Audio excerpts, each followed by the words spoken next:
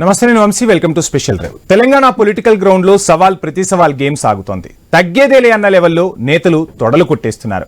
Cricket ground లోకి దిగితే ఏ batsmen century కొడితే వాడే మొనగాడవుతాడు. ఇప్పుడు తెలంగాణ పొలిటికల్ స్టేడియంలో సెంచరీ టాక్ జోరుగా సాగుతోంది. శుక్రవారం ఎల్బీ స్టేడియంలో జరిగిన కాంగ్రెస్ బహిరంగ సభలో సీఎం రేవంత్ చేసిన సెంచరీ కమెంట్ ఇప్పుడు హాట్ టాపిక్ గా మారింది. తన మాట హైకమాండ్ కు చేరేందుకు రేవంత్ ప్రత్యేకంగా హిందీలో కూడా మాట్లాడేశారు.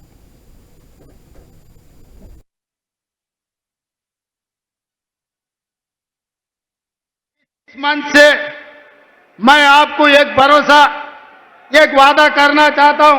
इन लोगों के तरफ से आपको मैं वादा करना चाहता हूं, आने वाले चुनाव में 15 parliament seat, 100 assembly seat Telangana में जिताएंगे। दिल्ली को हम 15 पार्लियामेंट एमपी को बना भेज देंगे।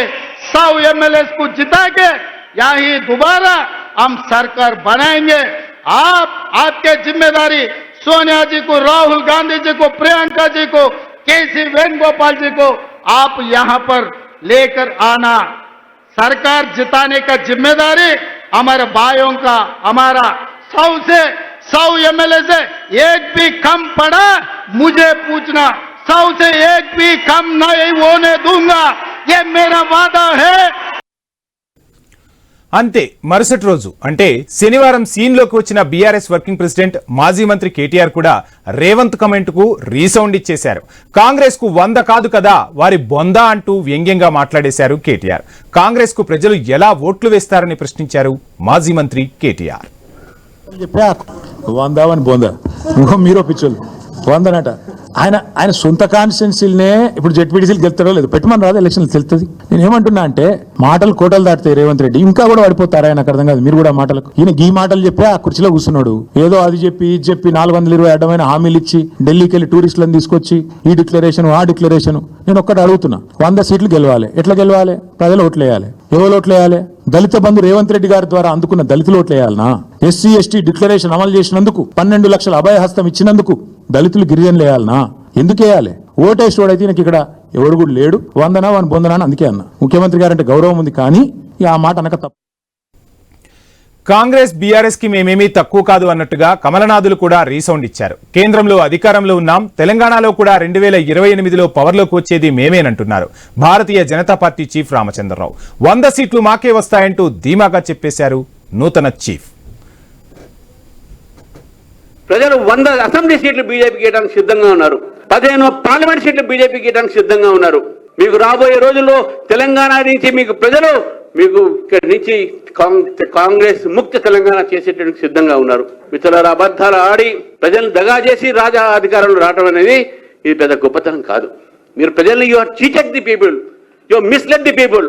అందుకే ఈరోజు భారతీయ జనతా పార్టీ నేను కార్యకర్తల బలంతో, నిజంగా ఈ కార్యకర్తలే ఈరోజు మీకు వాళ్ళని చెప్తా ఉన్నాను, ఈ ప్రభుత్వం చేసిన తప్పిదం మీద మనం పోరాడదాం. ఈ యొక్క ప్రభుత్వం చేసినటువంటి పనుల మీద, ఈ అధర్మమైనటువంటి యొక్క ప్రభుత్వం ఇది, అవినీతి రహిత ప్రభుత్వం ఇది, ఈ ప్రభుత్వం ప్రజలను దగా చేసిన ప్రభుత్వం అది. కాబట్టి దీని మీద మనం పోరాడాలి. ఈ రోజు నుంచి మనం ఈ ప్రభుత్వం మీద ధర్మ యుద్ధం మొదలు పెడతాం. మనం తెలంగాణలో బీజేపీ ప్రభుత్వం వచ్చేదాకా భారతీయ జనతా పార్టీ ఈ ప్రభుత్వం వ్యతిరేకంగా పోరాడుతూనే ఉంటుంది. ఈరోజు తెలంగాణలో ఇలా ఎవరికి వారు సెంచరీ కొడతామంటూ రియాక్ట్ అయ్యారు. ఇంతకు 2028 పొలిటికల్ గ్రౌండ్ లో సెంచరీ కొట్టేదెవరు, మ్యాన్ ఆఫ్ ది మ్యాచ్ వచ్చేదెవరికి, ఎవరి విశ్వాసం ఏంటి అంటూ జోరుగా చర్చ సాగుతోంది. తెలంగాణలో ఇప్పుడు అసెంబ్లీలో 119 సీట్లున్నాయి. అయితే రాబోయే అసెంబ్లీ ఎన్నికల వరకు ఈ సంఖ్య 153కు పెరుగుతోందని అంచనా. దాన్ని దృష్టిలో పెట్టుకునే పార్టీల నేతలు సెంచరీ కొడతామంటూ విశ్వాసం వ్యక్తం చేస్తున్నారు. పార్టీలకు గ్రౌండ్ లెవెల్లో ఉన్న బలాబలాలు మాత్రం అందుకు భిన్నంగా ఉన్న పరిస్థితి. 2023లో జరిగిన అసెంబ్లీ ఎన్నికల్లో కాంగ్రెస్ కు 64 సీట్లు, బీఆర్ఎస్ కు 39, భారతీయ జనతా పార్టీకి 8, ఎంఐఎం కు 7 సీట్లు, 1 సిపిఐకు వచ్చాయి.